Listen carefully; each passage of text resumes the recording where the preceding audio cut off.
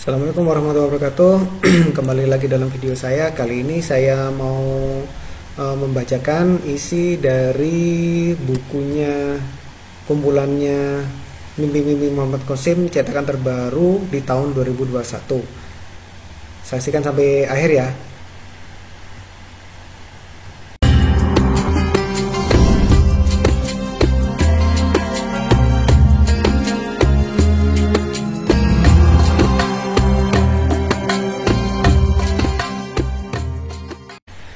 Jadi seperti biasa disclaimer dulu terkait dari apa yang saya sampaikan di video ini ya. Yang pertama, saya bukan ustadz ya, saya hanya orang yang pernah membaca buku-buku terkait akhir zaman dan sekarang sedang ada buku Muhammad Qasim di saya. Kemudian di video ini nanti saya akan menyampaikan terkait pernyataannya Muhammad Qasim, gambaran dari mimpi-mimpinya dan gambaran Allah dan gambaran Nabi Muhammad itu bagaimana. Jadi buku ini jadi sampai sekarang itu sebenarnya kumpulannya Mimpi-Mimpi Muhammad Qasim itu ada 3. Yang pernah saya punya kan yang warna hitam. Kemudian ternyata ada buku cetakan kedua di tahun 2020. Kemudian yang sekarang saya coba bacakan ini adalah di cetakan 2021. Jadi seperti yang pernah saya sampaikan dulu di awal-awal saya membuat channel ini, aslinya channel ini kan saya peruntukkan untuk membagikan mimpi-mimpinya Muhammad Qasim saja. Cuma karena banyak pertanyaan, pernyataan dan lain-lain terkait Muhammad Qasim secara pribadi dan kaitannya dengan Imam Mahdi atau Al-Mahdi, akhirnya saya sampai membuat beberapa video yang mencoba menjelaskan atau menggambarkan dari persepsi saya hubungan atau kaitan Muhammad Qasim bin Abdul Karim ini dengan sosok yang kita pahami bersama sebagai Imam Mahdi atau Al-Mahdi. Nah, akhirnya di video ini saya coba kembali lagi ke tujuan utama, yaitu menyebarkan mimpi-mimpinya Muhammad Qasim bin Abdul Karim yang sudah dimasukkan dalam suatu buku. Untuk bukunya atau PDF-nya nanti akan saya sertakan di deskripsi ya. Jadi teman-teman sekalian yang lihat video ini juga bisa memiliki PDF yang sama seperti yang saya punya. Oke, sekarang kita coba masuk di buku ini, di PDF yang tahun 2021 ini di halaman 17 dengan judul, ini pernyataannya Muhammad Qasim ya, "Aku bukanlah Imam Mahdi." Jadi ini pernyataannya Muhammad Qasim sendiri. Jadi saya bacakan. Bismillahirrahmanirrahim. Assalamualaikum. Saat aku mulai membagikan mimpi-mimpiku, aku percaya dan hanya mengandalkan Allah. Berkeyakinan bahwa hanya Allah yang membantuku dan hanya Dia yang bisa menjadikan mimpi-mimpiku menjadi kenyataan. Aku bersumpah dengan nama Allah, aku belum pernah mendengar atau membaca hadis apapun mengenai Imam Mahdi sebelum membagikan mimpi-mimpiku. Nah, ini ya, jadi pernyataannya beliau sendiri menyatakan waktu membagikan mimpi dia itu nggak tahu tentang hadis-hadis akhir zaman dan juga hadis-hadis terkait Imam Mahdi. Dan kemudian orang-orang berkata kepadaku bahwa mimpi-mimpimu mirip dengan Al-Mahdi.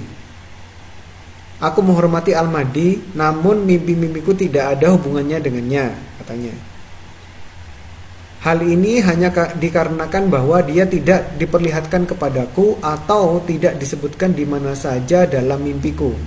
Aku hanya mencoba membagikan mimpi-mimpiku sebagaimana yang diperintahkan oleh Allah dan Rasulnya. Jadi di dalam mimpi-mimpinya Muhammad Qasim itu tidak ditunjukkan siapa Imam Mahdi dan di mana dia berada. Aku tidak pernah diperlihatkan siapakah Al-Mahdi sebenarnya dan aku bukanlah Al-Mahdi. Ini sekali lagi ini pernyataannya Muhammad Qasim ya. Dan juga aku tidak mau menjadi Al-Mahdi. Nah, ini juga pernyataannya beliau. Aku seperti orang-orang pada umumnya. Dan pengharapanku dan kepercayaanku hanyalah kepada Allah. Pertolongan Allah tidak hanya untuk Al-Mahdi. Aku harap Anda mengerti. Aku selalu menyangkal kalau aku adalah Al-Mahdi.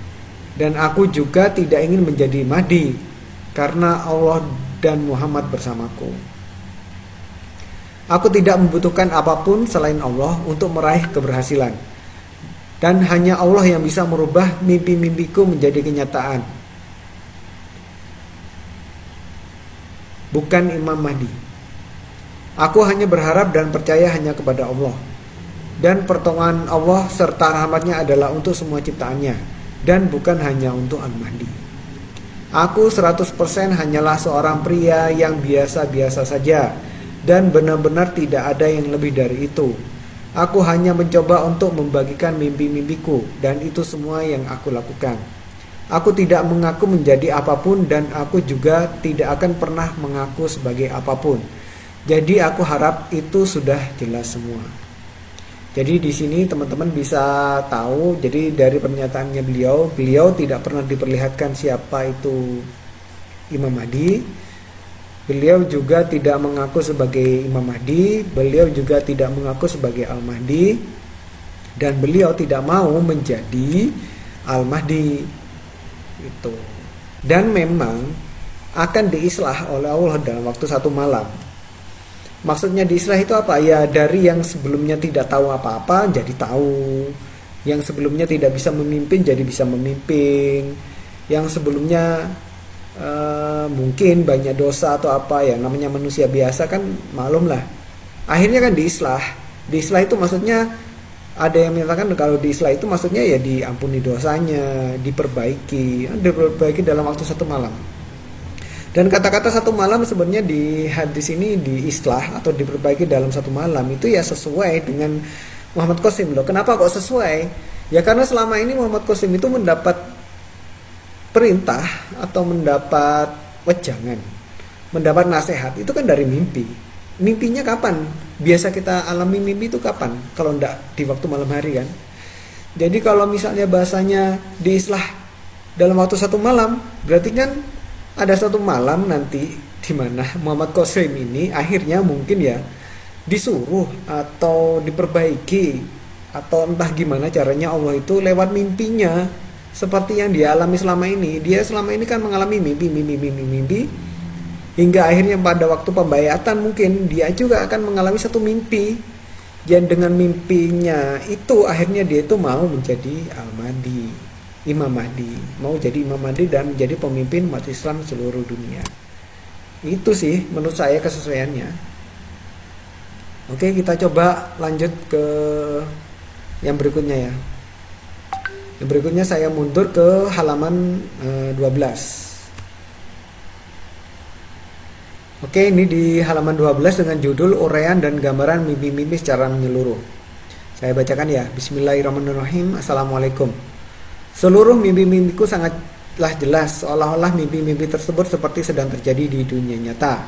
Sehingga aku terbangun dan menyadari bahwa kesemua itu adalah suatu mimpi yang indah. Kapanpun aku mendapatkan mimpi tentang Allah dan Nabi Muhammad, aku berharap agar aku dapat melihat mimpi-mimpi seperti itu sepanjang waktu. Jadi saya pernah sampaikan juga di video-video saya sebelumnya, itu saya juga dapat informasi dari video-video lain juga. Jadi ciri khas dari mimpi yang benar atau mubasyirat, mimpi yang benar dari Allah atau petunjuk dari Allah itu kan bahwa mimpi itu waktu dialami oleh seseorang itu seakan-akan dia itu mengalami beneran, seakan-akan dia itu di dunia nyata mengalami hal itu beneran. Baru sadar setelah bangun, baru sadar kalau itu mimpi setelah dia itu bangun. Saya lanjutkan bacanya ya di paragraf berikutnya. Warna-warna yang telah aku lihat dari dalam mimpiku, aku belum pernah melihatnya dalam kehidupan nyata ya. Aku akan memberi nilai 10 dari 10, berarti sangat luar biasa. Setan tidak akan pernah bisa meniru kebesaran dan kemuliaan Allah, juga tidak dapat meniru gambaran atau citra dari Nabi Muhammad SAW. Jadi sampai sini dulu ada yang sesuai dengan hadis dari Nabi Muhammad bahwa barang siapa mimpi Nabi Muhammad itu berarti melihat kenyataan, melihat Nabi Muhammad beneran, karena setan tidak akan bisa meniru Nabi Muhammad. Lanjut, Allah yang maha kuasalah yang paling sering hadir dalam mimpi-mimpiku. Balik lagi bahwa seseorang bisa mimpi Nabi Muhammad itu suatu hal yang tidak umum, maksudnya tidak semua umat muslim itu bisa ketemu dengan Nabi Muhammad lewat mimpi.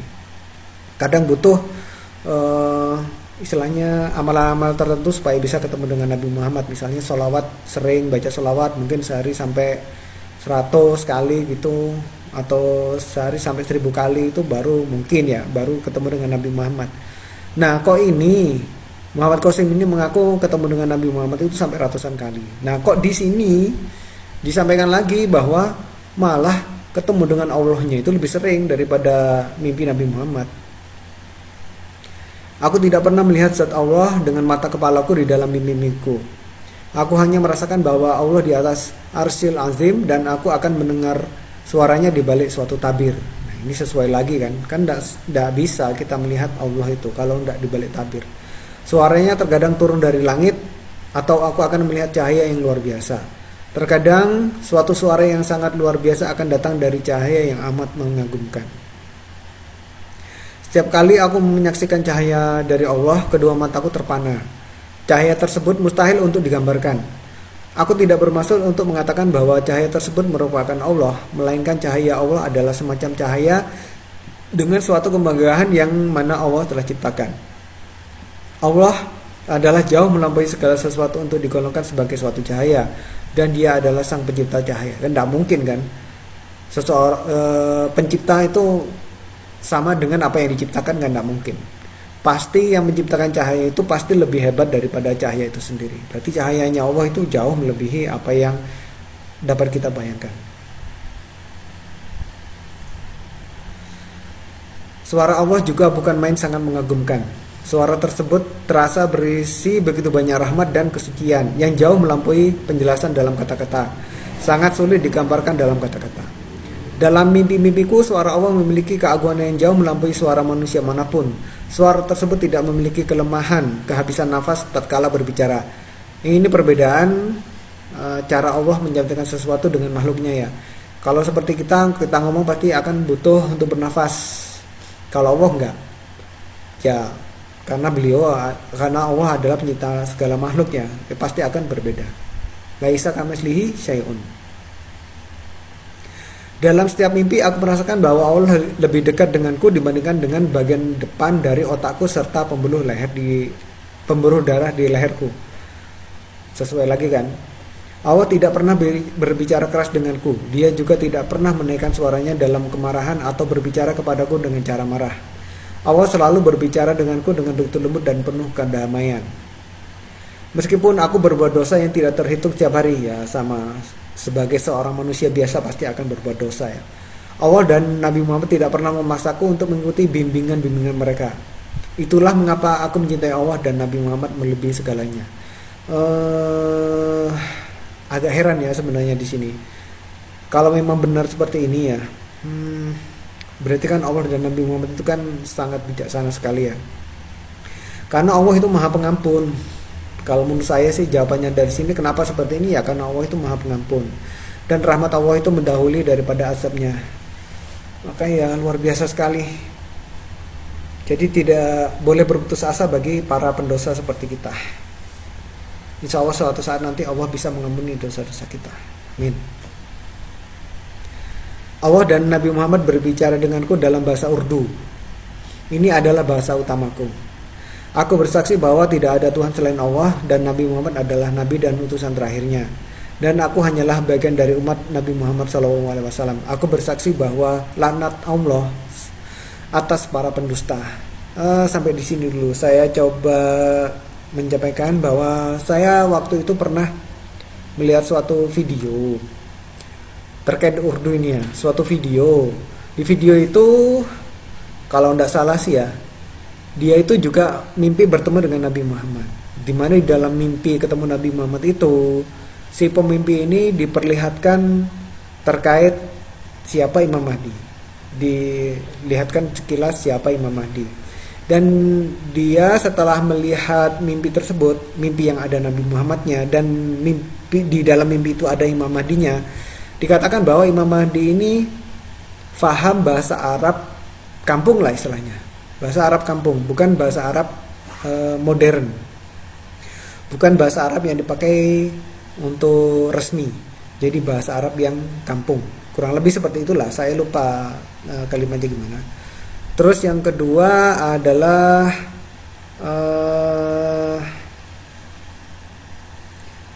Imam Mahdi itu nanti akan faham terkait Al-Quran. faham Al-Quran. Itu akan jadi pertanyaan bagi kita. Kalau memang Muhammad Qasim ini nggak pernah belajar di pesantren atau di mana atau ke kiai, kok bisa dia paham Al-Quran? Jawabannya simpel, ya karena Allah sendiri yang membimbingnya. Seperti di sini kan tadi disampaikan bahwa Allah dan Nabi Muhammad itu membimbingnya Muhammad Qasim.